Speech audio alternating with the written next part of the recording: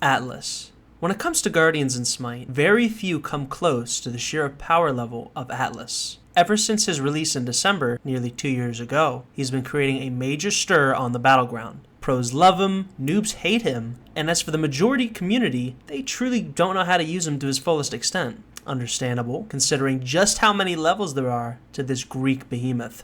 Hi, I'm Explosion789, and if you've wanted to learn how to dominate with Atlas, then you've come to the right place, because today we'll be going over who Atlas is, the roles he can fill within Smite, his abilities as well as the order in which they should be leveled, his main combos, showcased in real-time combat scenarios, and finally we'll jump into as many quirks and features to give you that edge on the battleground. Without further ado, Atlas, Titan of the Cosmos.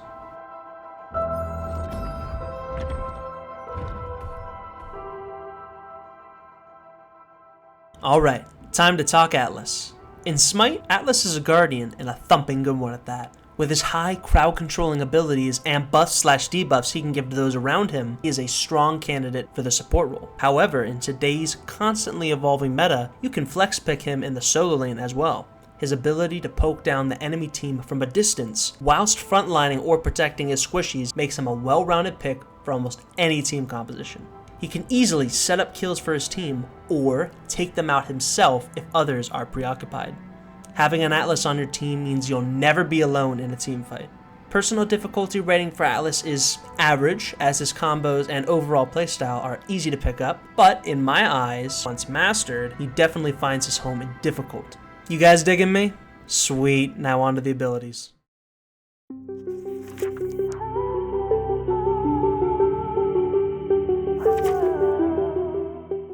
Atlas's passive, the Astrolabe, empowers his basic attacks. Every time Atlas damages or takes damage from enemy gods or minions, he gains energy. After accumulating enough, his next basic attack becomes enhanced. His enhanced basic attack has a 1.5 second swing time and deals 1.5 times his regular basic attack damage in a circle in front of him.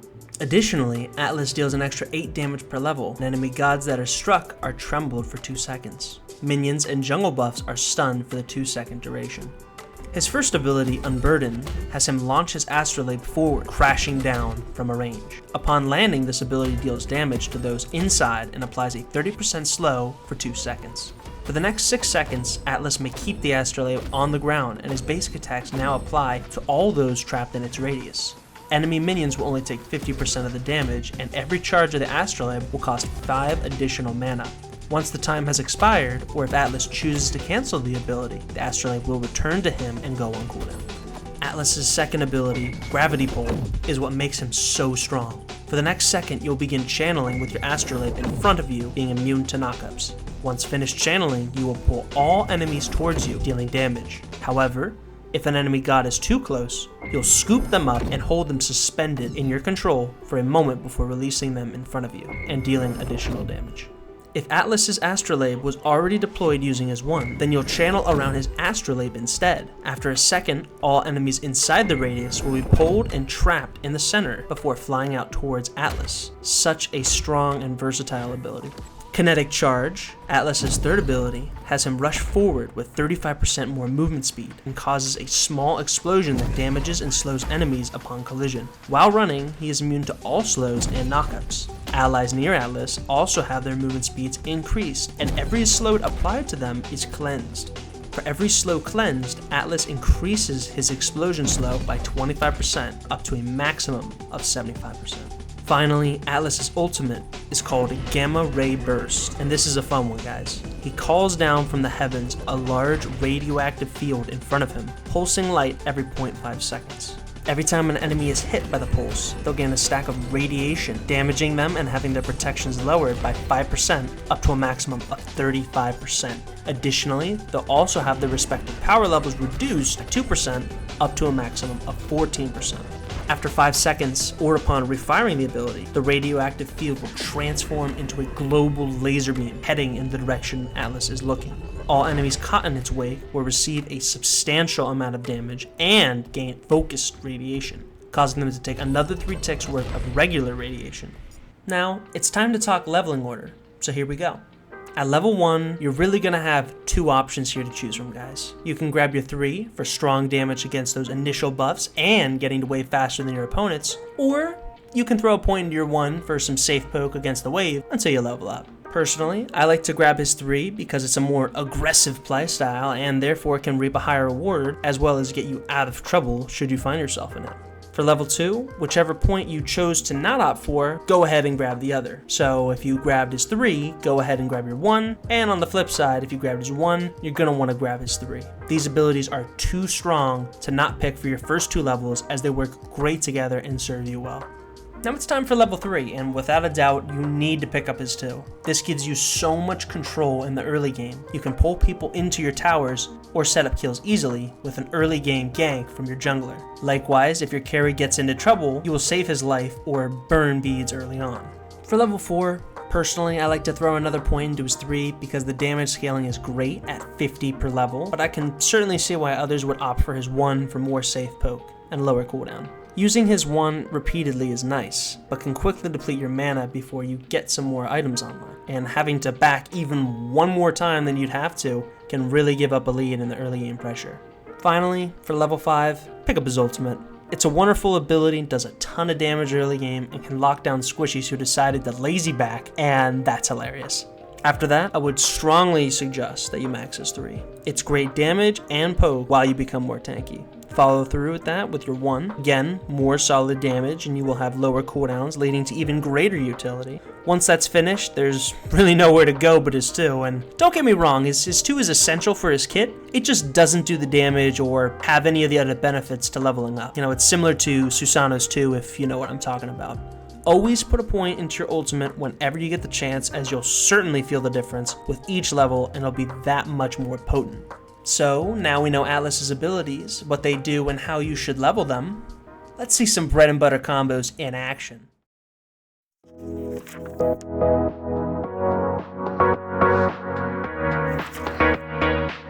Honestly, Atlas has one major combo that with repetition will wear down your opponent's health over time. He's very bursty for a Guardian and makes great use out of auto attack canceling. So here it goes.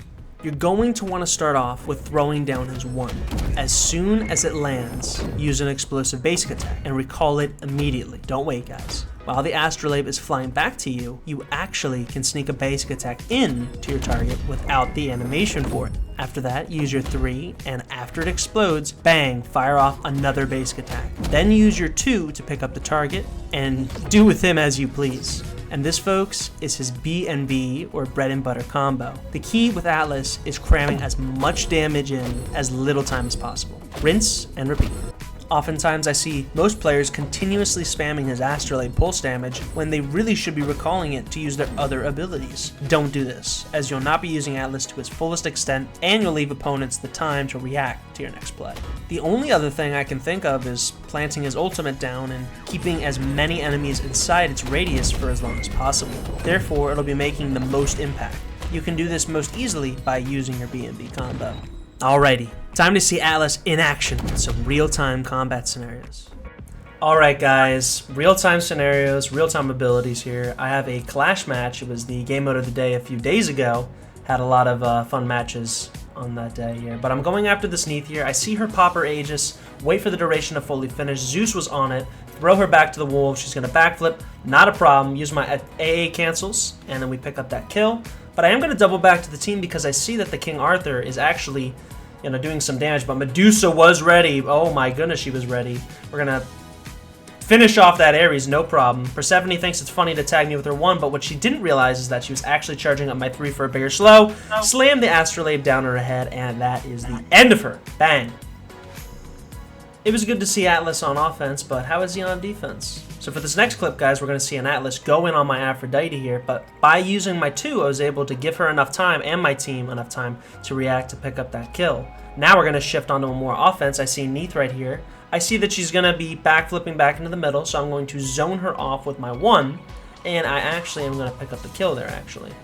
So that was Atlas, in a team setting, but let's look at the damage that he can do on his own. So this Neith got caught in a Zeus ult, wanted to just finish her off, but we see there's this Persephone here, and I said, you know what, I can probably take her out. So I placed my ult. It was a bad placement, but it also zoned her out of, her bird. I was able to aim that back, and then utilizing my abilities in those AA cancels, guys, I was actually able to pick up the kill on her, which was just wonderful.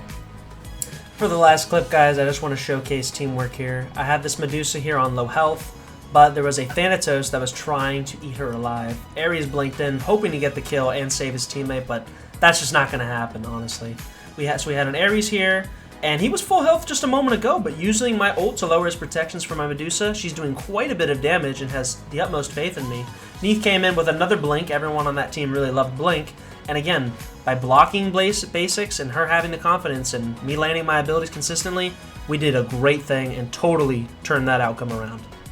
There you have it, guys. Some real combat scenarios and how to deal with the good, the bad, and the ugly. Time for tips and tricks.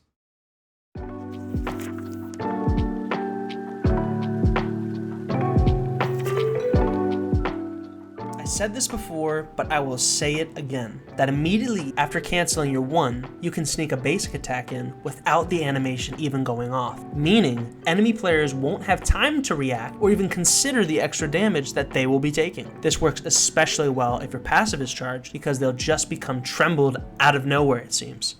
Atlas's attack chain consists of 3 basic attacks, all having the same damage and hit speed. However, his final hit in the sequence is a cleave. Saving his final hit for jungle buffs and waves can mean the difference between clearing them with just using your 3 afterwards or not. The faster and more efficiently you farm, the greater the advantage you'll have over your enemies.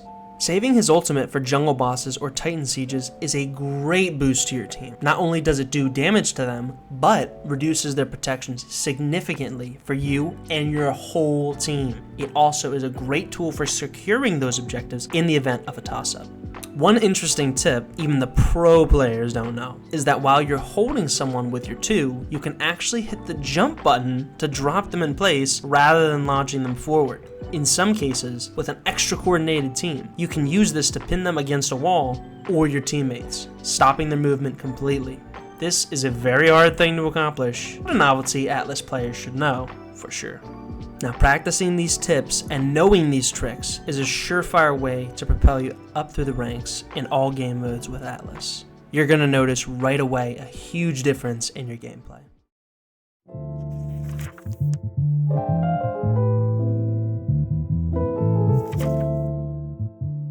Honestly, it's not hard to see why Atlas has been such a god up for contention. He's got huge muscles, purple galaxy hair, and the entire fucking planet on his shoulders. I'm thrilled you tuned in today, and I know whether you're new to Smite or a GM, that you learned something.